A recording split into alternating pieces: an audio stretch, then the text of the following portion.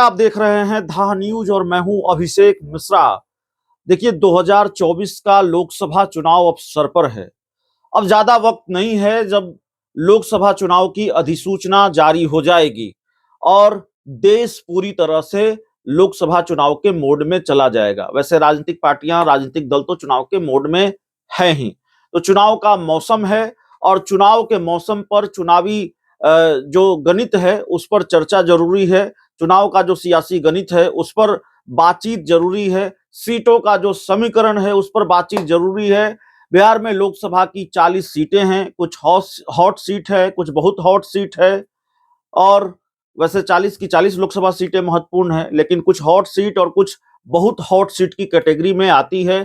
तो हॉट सीटों की हम चर्चा करेंगे। आप इनको हॉट सीट मान लें या बहुत हॉट सीट मान लें, लेकिन 3 लोकसभा सीटों की चर्चा हम करेंगे। 3 लोकसभा सीटों को लेकर जो जानकारी निकलकर सामने आ रही है, और ये बहुत शुरुआती जानकारी है, ये बता देना जरूरी होगा, क्योंकि जब हम बात करते हैं तो इस डिस्क्लेमर के साथ बात करते हैं कि ऐसे माहौल में जब सियासी उलटफेर का दौर चल रहा हो, बहुत सारी खबरें आ रही हो, जा रही हो, जानकारियों का बहाव हो, तो कई बार जानकारियां सही होती है, कई बार जानकारियां गलत होती हैं।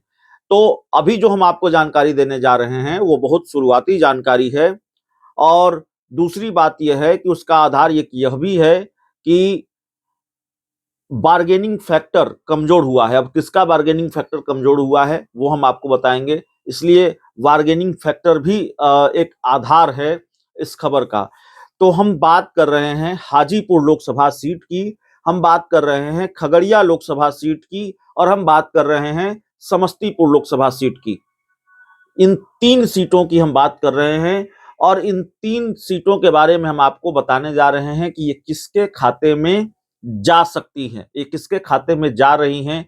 ये बात हम इसलिए नहीं कह सकते कि इसको लेकर कोई आधिकारिक ऐलान नहीं हुआ है, लेकिन जो जानकारी हमारे पास है वो हम साझा कर रहे हैं इसके इस बात के साथ कि ये बहुत शुरुआती जानकारी है।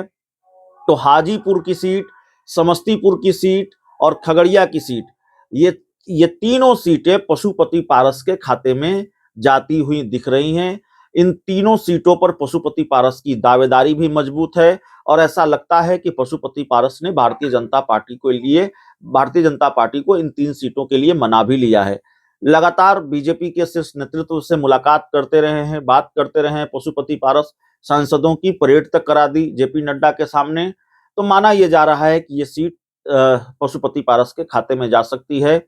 और इसकी एक दूसरी वजह यह भी है कि नीतीश कुमार के एनडीए में आने के बाद पशुपति पारस का बार्गेनिंग फैक्टर मजबूत हुआ है और चिराग पासवान का बार्गेनिंग फैक्टर कमजोर हुआ है। तो यहां वही फार्मूला लागू होता है, दुश्मन का दुश्मन दोस्त होता है और दुश्मन का दोस्त दुश्मन होता है। तो दुश्मन का दुश्मन दोस्त वाला फार्मूला यहां लागू है। चिराग पासवान न नीतीश को फूटी आंख सुहाते हैं और न पशुपति पारस को फूटी आंख सुहाते हैं। तो चिराग पासवान, नीतीश कुमार, पशुपति पारस एक ही गठबंधन का हिस्सा हैं। तो जाहिर तौर पर नीतीश कुमार और पशुपति पारस मिलकर भतीजे से पुराना हिसाब किताब चुकता करने की कवायद में जुटे हुए हैं। तो जाहिर तौर पर हाजीपुर, समस्तीपुर और खगड़िया, ये 3 सीटें जो बहुत प्रिय हैं चिराग पासवान को, जो हर हाल में चिराग पासवान को चाहिए था, ये 3 सीटें चिराग पासवान के हाथ से फिसलती हुई दिखाई दे रही है। और जो स्थिति और परिस्थिति बनती नजर आ रही है, मामला सिर्फ सीटों का नहीं है, मामला सिर्फ ये नहीं है कि आपकी डिमांड पूरी नहीं हो रही है, आपकी जो डिमांड थी उस पर पानी फिरता हुआ दिख रहा है, आपकी हसरतों पर पानी फिरता दिख रहा है, बल्कि नीतीश कुमार के एनडीए में आने के बाद चिराग पासवान की जो असहजता है, वो बिहार सरकार का जिक्र तो करते हैं लेकिन नीतीश कुमार का जिक्र नहीं कर पा रहे हैं, इतनी असहजता है।